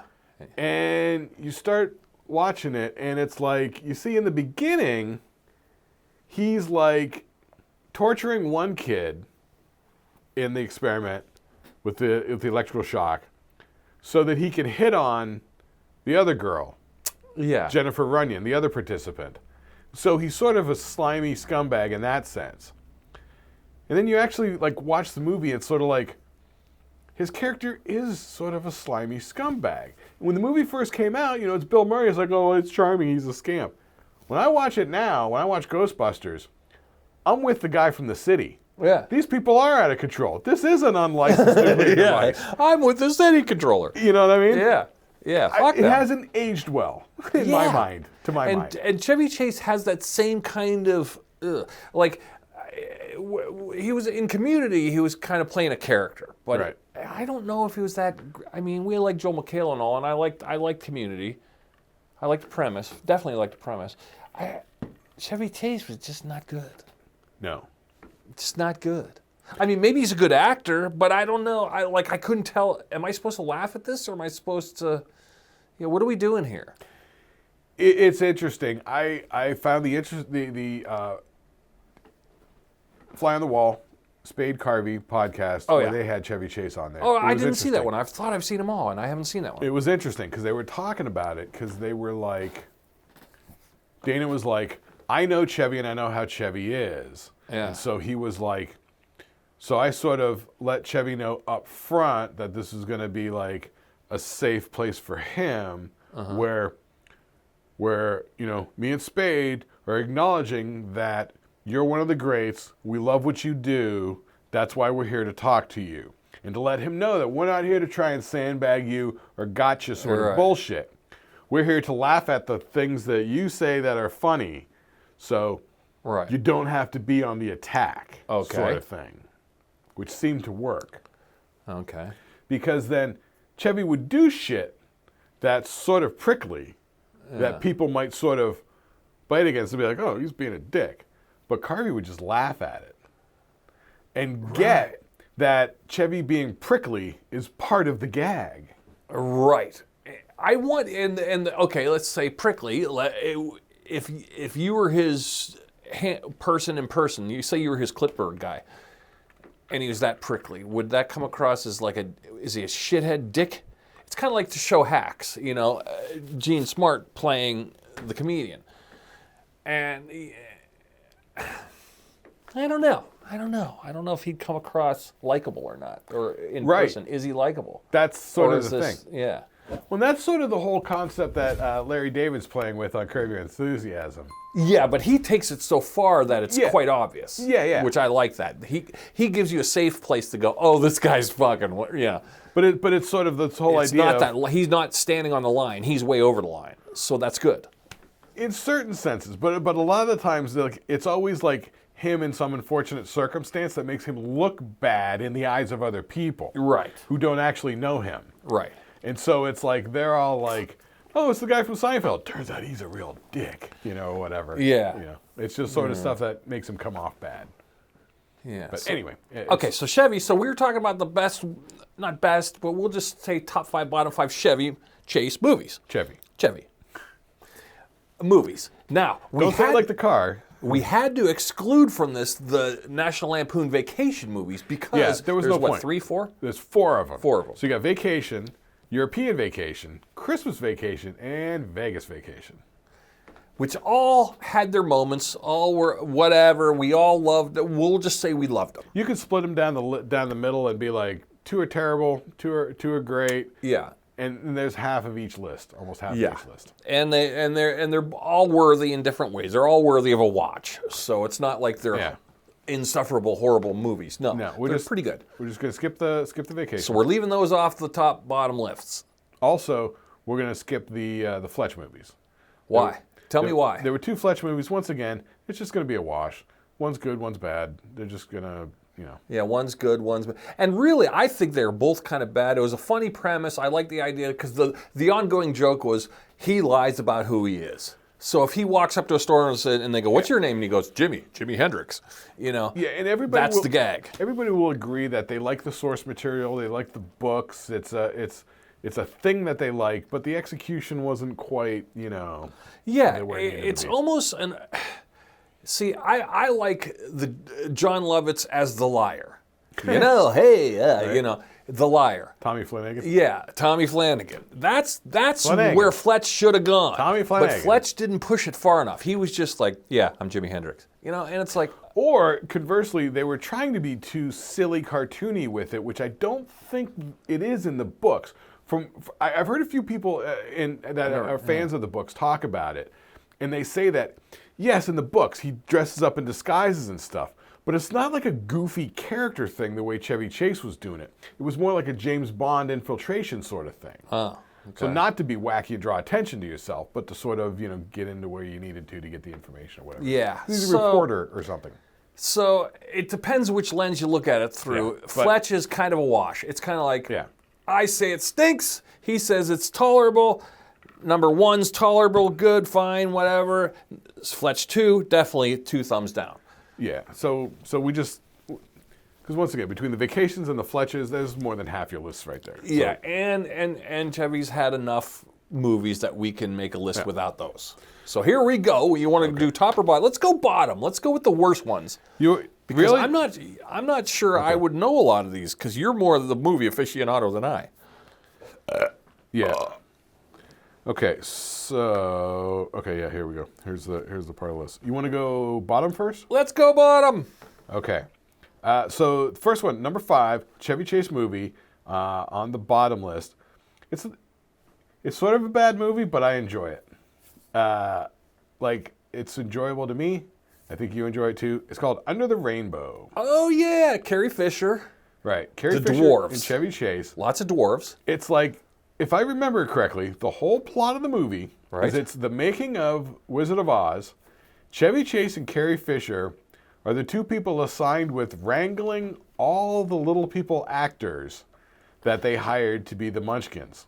Because apparently, They were divas. true weren't story, they were all running amok and just fucking partying and banging each other, all drinking all the time. It was apparently lunacy. And if it wasn't I mean, in nowadays standards, it would be a problematic. Problematic. We'll call it problematic premise. But when you think of it in the way in what they're talking about, they were casting the little people in Wizard of Oz, and they're so you could see how it got made. It's funny. It's a funny premise, even though it's problematic in nowadays standards. I haven't seen it in so long. I know. I would love to watch it again. I would too, because I almost want to say I might have either watched it at Maxwell's or I watch it on HBO all the time. yeah, I've every seen time it a few came times. on. Yeah, and I remember thinking like, there's a lot of cantankerous dwarfs on there that had some funny lines. Billy Barty was the chief one, Yes. and he was just angry and yelling and Yeah. So Being Under the difficult. Rainbow, maybe okay. Yeah. It's not a great movie, but I don't know. I just remember liking it. It was entertaining. I don't Same. know. Okay. Yeah. Okay, number 4 on the bottom 5 list of Chevy Chase movies. Nothing But Trouble. I don't know this one. Tell me. Okay. Quick. So this is the one where Chevy Chase and Demi Moore and Taylor Negron and some other woman. They're people from New York City. Okay. And they're heading out to they're driving to Atlantic City or something like that. And so they're cutting through eastern Pennsylvania. Oh boy. And they're cutting through a county called Vulcanvania. Okay. And they get caught in a speed trap and brought before the judge. And the judge is Dan Aykroyd doing this fucking goofy character. Okay. He's got John Candy doing multiple characters as the local cop. Which could be fun. So he's the one that gets him on the speeding thing, but he's a Once by the again, books, I'm liking the motorcycle elevator cop. pitch on this. right? So then the out of town New York City fancy pants people get brought into the Dan Aykroyd with his judge, who is like this old, racist, giant fat judge who's in a fat suit. He's got like a prosthetic nose that looks like a dick, so yeah, it. Where'd it go wrong? You gotta watch it if you haven't seen it. I mean, at one point they drag in yeah. It's funny, we talk movies a lot on the pod here, and you'll sell me something like that, and I go, that sounds like it could be kind of good. I could see why it got made. And then when you see it, you go, this movie stinks. Why? Just like Under the Rainbow. It's not a good movie. Why does it stink? It sounds like such a good idea. And I believe they covered it on How Did This Get Made at one point. It was an episode of How Did This Get Made. Podcast Perfect premise for a pod. Yeah, because they're like, this movie is fucking bonkers. Okay. Like I said, it's not a great movie, but it's interesting and it's sort of Okay, what's it enjoyable. called? Number 4, Nothing But Trouble. Okay, number I believe 3. It was from 1987. Number 3, terrible Chevy Chase movie. Now they do get terrible. Man of the House. Okay. So this is one where Chevy Chase, it's a straight role. Chevy Chase is dating a woman who's got a child, a single mom, right? Oh, And here it's- we go. And it's Farrah Fawcett. Oh, it's Farrah Fawcett. Okay. Yep. And the son is Jonathan Taylor Thomas, who was hot off of the Tim the Toolman Taylor Tool Time show. Oh, so it's a vehicle for him, but Right. then... Right. So we're talking 92, 93. Yep. So I think this is just a straight role for Chevy. He doesn't want to do the silly comedic guy anymore. He's trying. Right. His agents go, "We got you a straight role." Yeah. Okay, here we go. Farrah Fawcett. Okay, I could see where he would greenlight that. This is where all these come from. Man of the house. So yeah, it's awkward. He's not very funny. He's not very charming. I don't think it works on a lot of different levels. Which, if they would have let him play wacky, this could be a kill. Right. This could be a total kill. But no, you got to play him straight. Yep. And let the comedic thing come out of Jonathan Taylor Thomas. He's the comedic fucking. I mean, it also has a beeline story plot that feels like it's straight out of Home Alone. So. Oh God, stinks. Yep. Okay. So next up is the number 2 bottom Chevy Chase movie, Cops and Robertsons. I like the name though, Cops and Robertsons. I It's believe catchy. this one is where, once again, Chevy Chase in a non-comedic role. He's a straight guy. Okay. He's a guy who is at home with his wife. They probably don't get along very well. They're probably on the edge of divorce. Maybe they have a couple of kids. Maybe they don't. I don't quite remember. And then burglars break in and take him hostage sort of situation. I believe the burglar crew is led by Jack Palance. You know what I mean? Okay. Yeah. And so through the course of their getting taped to a chair, him and his wife have to work together because they're not used to working together. Either that or Chevy Chase hates his wife so much that he starts helping the burglars. You know, Oh, okay. I Or don't vice know. versa, or the wife. Yeah. It's just, he's a terrible person. It's a fucked up setup. And it's one of these things where at the end, Jack Palance is like, "You're both terrible people," blah, or whatever. Yeah, we're gonna let you go because you're gonna. No, I cause think your they own just death. left him tied to the chair or something like that. Yeah. Anyway. That sounds like I don't know who pitched that one. Yeah, I may have the movie wrong. I sort of remember it. It wasn't a good movie. It wasn't entertaining. It wasn't, it was just, yeah. Anyway, so that's that. The number 1 bad Chevy Chase movie, once again, from this same time period, where he was trying to do not funny shit, is a movie called Deal of the Century. Ew. Where Chevy Chase, Gregory Hines, and Sigourney Weaver are arms dealers. Okay. So the whole thing is Did Gregory Hines tap dance in this one? No, but I believe he used a flamethrower to light a Monte Carlo on fire. Okay, well, we'll give him that. Yeah. Okay. It's not a good movie. No. It's, And once again, the agents are working overtime. We got Sigourney Weaver signed on this one. We got Gregory Hines. Let's get Chevy Chase. And you can see why it got made. But you go, yeah, the characters aren't likable. There's really nothing going on plot-wise. It's just a very clunky movie. Listen, if you watch it, if you loved it, and I'm wrong, tell us in the comments. yeah, I don't think there'll be any on that one. Okay, so those are the bottom Chevy Chase movies. All right, let's go top. Okay, so these are the top 5 Chevy Chase movies. Number 5. Number 5 is a movie called Funny Farm. Oh, I didn't see this. This is where Chevy Chase and his wife, chick, I don't know her name. She's actually really good in it too. So they are like New York City fancy pants people who buy a country home in I don't know, Connecticut or some shit All like right, that. let's buy the or, country home. Let's get out of Vermont the or big New old Hampshire. city. Let's get back to roots. So it's this sort of fish out of water sort of story. Okay, where because it's they're like- the highfalutin New York people who are coming to the small town. Right, and then they got to deal with stuff like, the insects and, the fact that how quiet it is at night and they can't sleep at first. Now this sounds terrible. Wacky locals. How did this make why is it this? This sounds like the worst elevator pitch in the world. And once again, Chevy Chase isn't terribly funny because he's playing a sort of cranky straight man, where his whole thing is him and the wife are getting frazzled and going nutty with the country life. Until they kind of reach a point at the end of the second act where they kind of go around the twist and they start getting in the spirit of the wacky country. This seems like it's been made 1,000 times, let alone who greenlit that? It was like 87, 88. It was during his. This should be on the series bottom time. list. That sounds terrible. It's not that bad. It's not that bad. We should switch that one with Under the Rainbow. No. All Funny right. Farm's a little bit better. Okay. Okay, number 4. I like this movie. Once again, this is probably not a good movie. Okay. But I like this movie. You liked it? Modern Problems. I never saw it. Okay, Modern Problems. So Chevy Chase, if I remember correctly, is an air traffic controller. Okay, I like that. Driving home one night, he's stuck in traffic behind a tanker truck that starts spewing this glowing green liquid. Uh-oh, that he gets doused superpowers. with. I'm sensing superpowers. He ends up going home, and it turns out that he has telekinetic powers. Oh. So he is still pining for his ex-wife, played by Patty D'Arbanville. Okay. Pining for the ex-wife, but he's got these powers, and he's moving the dog bowl at first, and he's figuring it out in his apartment. It was actually, he was taking a shower, and the soap squeezes out of his hands and lands in the cat litter. Okay. So he telekinetically lifts up the soap, takes it over to the sink, turns on the water, rinses the cat litter off it, and then floats it over to him.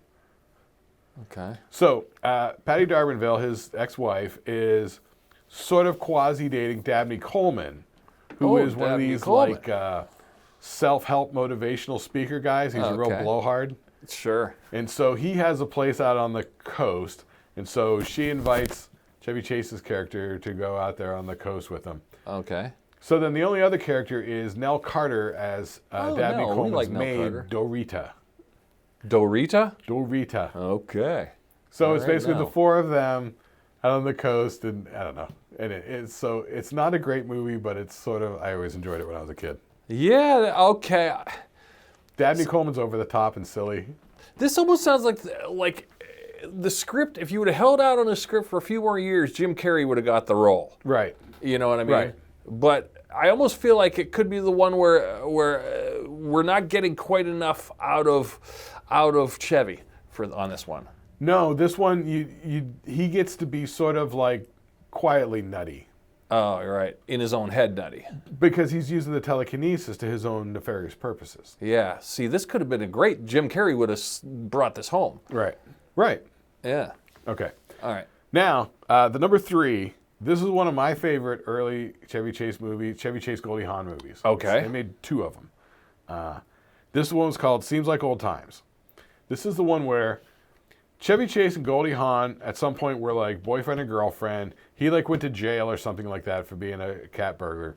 She ends up marrying the DA, who's Charles Grodin, the district attorney, who prosecutes all the criminals. Charles Grodin. So of then course. Chevy Chase's character gets out of prison and comes to find her and reconnect with her, but now she's living with the DA. So Goldie Hawn's character is like has like a heart of gold and she loves everybody. And so she's like, all right, listen, stay up in the guest house over the garage. He won't even know that you're there. So it's just this whole setup where it's like, you know, she's trying to take care of everybody. Charles Grodin's just cranky with everybody.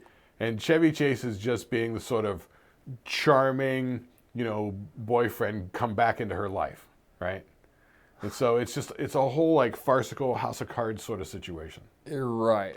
Yeah. But essentially, she's cheating on her husband. No, she doesn't do anything with him. Yeah, but it's still premise. And so is Chevy Chase. He's always trying to grab her and hug her. Come on, we were great together. And she's like, no, wait, hold on. And then she slips away and out the door, you know, sort of thing. Once again, if this was made today, it's problematic.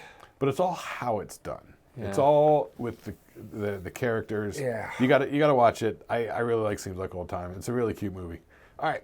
Number 2, best Chevy Chase movie is Caddyshack. Okay, this is where we're going to disagree, but I'll tell you why. But you like Caddyshack. Caddyshack's okay. There's a lot of Caddyshack that I'm like, why? You know? I didn't think he was great in Caddyshack. In fact, he got overpowered in Caddyshack. No. But his character in Caddyshack, most people know him. I mean, most people our age from back in the day Yeah. really know Chevy Chase in movies. They know him from Caddyshack. He was Ty Webb. He No, had a we know couple him of- from the vacation movies. Well, yeah, but we're not doing the vacation movies. Yeah. But before the vacation movies, we know him Okay. from the Caddyshack movies. You know? Really? Yeah. I always, it's funny because Caddyshack to me was always Bill Murray, and then you got, Ted Knight Ted Knight, and Rodney Dangerfield. and Rodney. And of course, Rodney. Yeah, Rodney is the star of that. Right, but Chevy Chase's character, it fits a certain part in there. Chevy Chase's character is the guy at the country club who is unquestionably the best golfer, but who gives the least shit about it. Which He's is perfect the guy for him. who's like a trust fund kid. He's got all the money, which he doesn't even care about the money. You know what I mean? Yeah. He's the guy who's just sort of like, yeah, because Ted Knight's always like, "What'd you shoot, Ty?" And he's like, "I don't know, I shot like a 34 or whatever." He's like, "You can't shoot a 34." He's like, "I don't know, maybe it's 62. Who knows? I don't know." Which makes Ted Knight nuts because he's so, trying to be the best golfer. I don't know.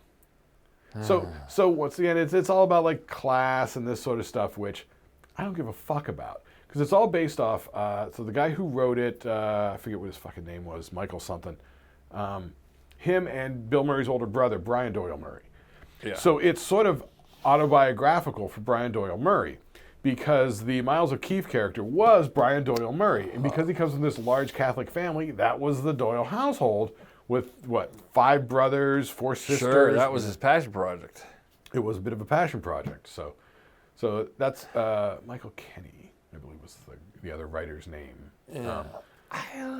But it never sort of grabbed me. You know what I mean? No. Like, there were scenes, there were parts, there were bits of characters, but as a whole, it seems like a bit of a pastiche. It's sort of up and down. Yeah, I think if you pull Rodney out of it, it stinks. Yeah, I mean, but that's how they made those movies back then. Yeah, it grinds to a halt. It was a pastiche of, like, scenes. You know what I mean? Yeah. They were almost like setups, like larger. Yeah, there was one joke in it, and then they're going to make this whole scene around this thing, almost like a skit. Yeah, yes. And then very they much patch like a them skit. together, and then have the love interest, and then have the thing, and the solution, and the wrap-up. Yeah. It's a pattern. Yeah, so, it was always sort of a weird movie, but everybody was always it was a big deal. It was a big deal. It was a big deal. Everybody loved it so much. So, It probably helped the game of golf. Yeah, it did. In a weird way, got people playing golf. It did. I don't know. It's one of those things where I know I'm a comedian. I'm supposed to love all this shit. That's my thing, and I get it. And I come from that world, but the things I don't find funny, just like I get lambasted. When I tell you I don't like the British thing. Monty Python? Monty Python. I don't get it. I get it. A lot of people don't get British humor. They don't like it. I don't get Bill Murray. I don't get, and Bill Murray going full R word here in this movie. I just don't get it. And I don't find him that funny. Now, Rodney, I do find funny. Yeah. He's funny, especially in Ted Knight's funny. Yeah, Ted Knight is, yes, Ted Knight's always good. Yeah, there's a lot of superfluous stuff. And the stuffed gopher, I don't know. And then, okay, let's blow up the golf course trying to kill the gopher. Oh boy, it's like, what are we doing here? Yeah. I don't know. I don't like it. So I would have put this on the worst list, and everyone would have hated me for it. But that's okay. It can make the best list because I'm way outvoted on the Caddyshack take. Yeah. Okay, which brings us to number 1, top Chevy Chase movie.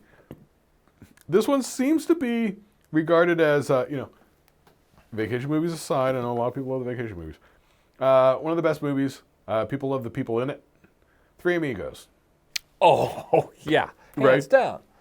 So you got the Chase, you got goddamn Martin Short, who is the funniest. Young Martin Short, where, you got Steve Martin, but you got Martin Short who's coming on to it, now in America. Now, he was already big in SNL, and he was already big in... I love Martin Short. He's timeless. Funny. He is timeless. One of the funniest goddamn things to me is his... Yeah, when he crosses his eye, I just get, I just start laughing.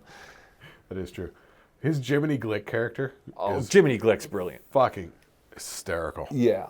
Love it. And Steve Martin, you never go wrong with Steve Martin. No. He is, to this day, Steve Martin's great. He can be the jerk, or he can be the sort of classy center of the whole thing. Yeah. He doesn't get old. Yeah. Wait, you left we left a couple out, but that's all. Yeah. Well, we got a few honorable mentions we can go over. So Three Amigos, number 1, the best of Chevy Chase of them all, next to the Lampoon Vacations. Yeah. So the honorable mentions here. The Fletch Lives. People love those. Of course, the vacations. You know what I mean? Like we said, vacation, European vacation, Christmas vacation, Vegas vacation. Sure. Okay. Oh Heavenly Dog. I don't know this. This is a Chevy Chase Benji crossover. Benji and Chevy Chase. Let's think about this. Okay. And I believe it was that Chevy Chase is a guy whose soul gets bumped out of his body or something and ends up in the dog. Ew. If I remember correctly. Right. I think it was Chevy Chase doing the voice. Ew. Benji being the dog. Okay. Okay. Memoirs of an Invisible Man. Right. I remember this one. This was a big deal because it was supposed to be like we weren't sure if it was funny or serious. Yeah, well, Chevy Chase was doing his totally not funny time period. And we were hoping it was kind of funny. We were kind of waiting for it, but it was sort of a dark, like, was it John Carpenter directed? Like, there was somebody that directed it where it was like, yeah, it had a sort of a dark tone, and it had a couple of real interesting visual gags in it that was sort of interesting. It was him, like, was it Daryl Hannah was in it? Probably. It sounds familiar. Yeah. It sounds like something that would happen. So that was sort of interesting, but really, tonally, odd Once movie. again, you could, if he would have gone full Chevy in it, it would have been fucking awesome. But the fact, what is this thing when funny people refuse to be funny? Yeah. And the role could be, if played funny, would be great. Yeah. There's a desperation to be taken seriously. I mean, you get it with everybody. I mean, Yeah. De Niro gets to the point where he just wants to do comedy. Right. And he's just done comedy so much. The only person who pulled off that separately was Jim Carrey. He could be funny, but when he was serious, we knew it was, okay, this is a serious Jim Carrey, and he does it really fucking good. But we all are yearning for silly. But the thing that people don't know is that he was doing serious stuff from the get-go. Yeah. One of the first things he did was like one of those after-school TV movies. It was called Doing Time on Maple Drive. There were two boys and a teenage girl. He was the older brother who had the drug problem.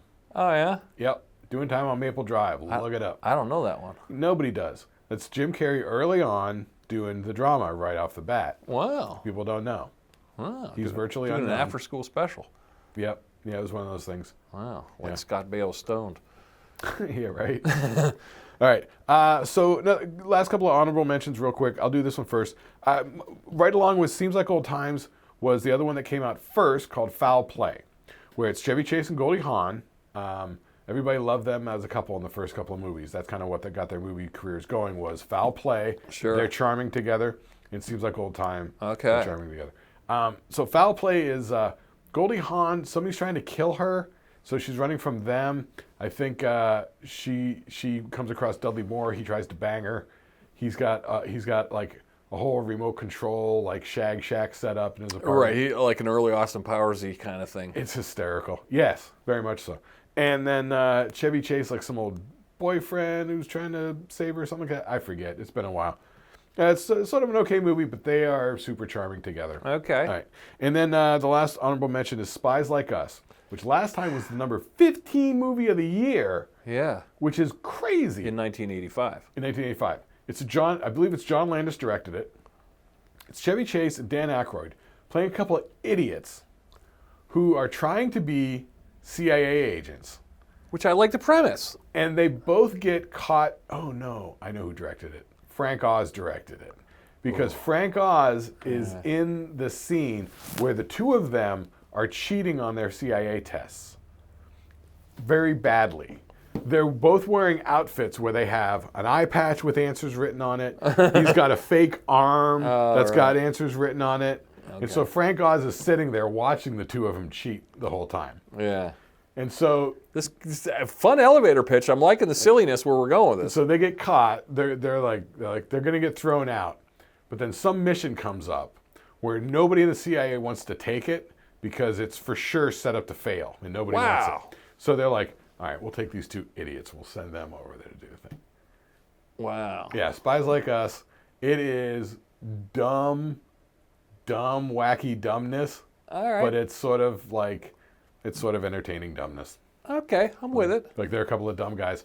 So in that movie, I believe that is anyway. Yeah, with them two, how could this go wrong? That movie has Dan Aykroyd's wife, Donna Dixon, in it. Donna Dixon was very hot when she came out. Bosom buddies. She was on Bosom Buddies. Yeah, she was the blonde hot chick. Then she got in a movie that Dan Aykroyd did called Dr. Detroit. Oh, that's right. He met her on Dr. Detroit. Didn't they get married? Then he pulled her into Spies Like Us, so she's in Spies Like Us. Yeah. So she's like hot Russian girl in Spies Like Us or something like that. You're right. Right. So she's great. You can see how fucking beautiful and great she was on camera. But then he married her and she hasn't worked. This would be ripe for, forget all the gags they did. Just take the elevator pitch you just gave me and let's make a new one. Yeah. You know what I mean? And let's get 2 silly birds from nowadays standards to do this. Yeah. You know? Yeah. Yeah. It's 2 comedians. Like, wouldn't this be a great one for like Bert Kreischer and Tom Segura? It would be. You know what I mean? It would be. Spies Like Us and have them too. But just, retool the plot, make it, whatever or something. I mean, Bert's always got the Russian connection, having something with Russia, something on the border of Russia, like whatever, you know what I mean? Yeah. Yeah. This would be, yeah. It could be very silly. But actually, maybe, was it Frank Oz directed it or John Landis? One of the two. Or both. Yeah, but it's silly. But I know Frank Oz is the test proctor. Okay. Yeah. Because every time he talks, it's like, it's Fozzie Bear. He does sound like Fozzie Bear. Yeah. That's pretty good. All right, well, we got a good one today, guys. We'll see you on the next Flipperoo. It's a Shlicketty cast. Like and subscribe. Oh, and by the way, guys, remember our list. Remember we told you before, you can get the audio versions of this. So just look wherever you get your podcasts and yeah. Nuggetized for portability. You can take it with you. Listen to it while you're on the road. Take it while with you're at you. work, driving. Send it to your aunt. Do whatever you got to do. Like if you happen to have one of those jobs where you got to drive around and deliver like uniforms and rugs to people, and you're just listening to stuff all day, put it in your ear holes. Yeah, dude. Why not? Yeah, especially old episodes, because man, these old episodes are kind of fun. And the best thing about it is, can you download them? Because if you download them, I think so. You don't even have to deal with having the internet connection sort of thing. Yeah, because it's like Spotify, Apple Podcasts, all the places. You know? Yeah, download it, take it with you, listen to it. That way, if you're in the elevator and the internet cuts out, that's what I used to do when I worked for the bank. I used to download the podcasts. That's the move. And that way, because I swear, sometimes those bank buildings are Faraday cages. So. Well, yeah, they're kind of like those wallets that cover up the RFID chips. Like you just could not, if you were more than 2 feet from the window, you could not get reception. And then you're in the anything. elevator and like, oh, we're done. Yeah. But if you download it and it's local, you're in. You're in. All right. See ya.